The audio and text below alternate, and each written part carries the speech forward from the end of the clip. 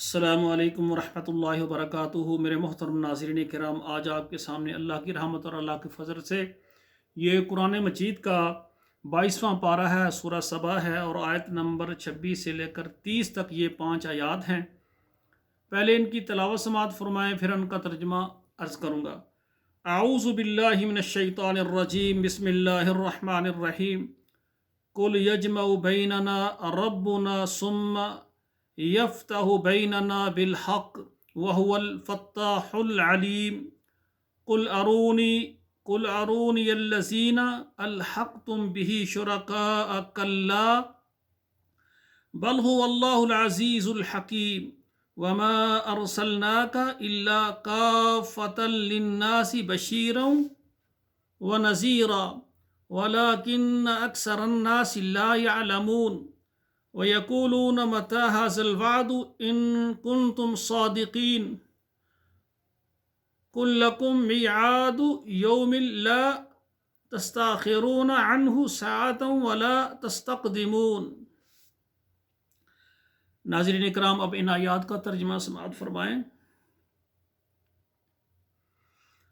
قُل یجمع بیننا، کہہ دیجئے جمع کرتا ہے ہمارے درمیان، ربنا ہمارا رب، ثم یفتح بیننا پھر کھول دیتا ہے، فیصلہ کرتا ہے ہمارے درمیان، بالحق کی انصاف کے ساتھ، وہو الفتاح العلیم اور وہ فیصلہ کرنے والا، کھولنے والا، جاننے والا ہے۔ قل ارونی الذین الحقتم بہ، کہہ دیجئے مجھے دکھاؤ ان لوگوں کو جو تم ملاتے ہو اس کے ساتھ، یعنی شرکاء یعنی شریک اور ساجی، کلا کوئی نہیں ہے، بل هو اللہ العزیز الحکیم بلکہ وہ اللہ ذوالجلال ہیں جو زبردست ہیں، غالب ہیں اور حکمتوں والے ہیں۔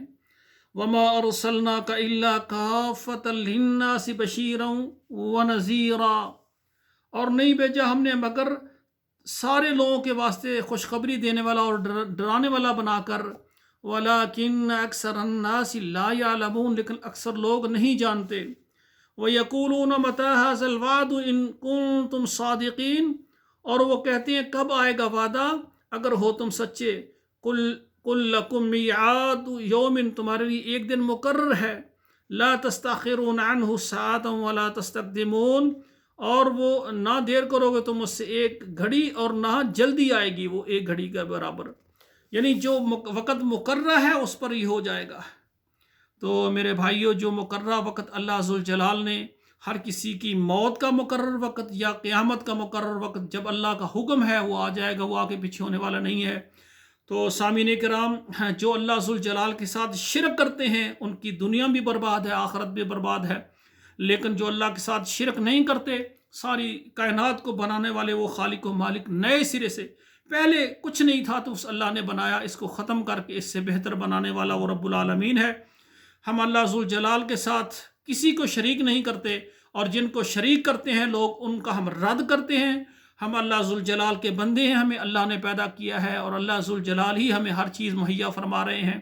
اللہ ہی ذوالجلال ہمیں زندگی دی ہے، وہی موت دے گا اور پھر دوبارہ اللہ ہمیں اپنے سامنے اکٹھا کرے گا۔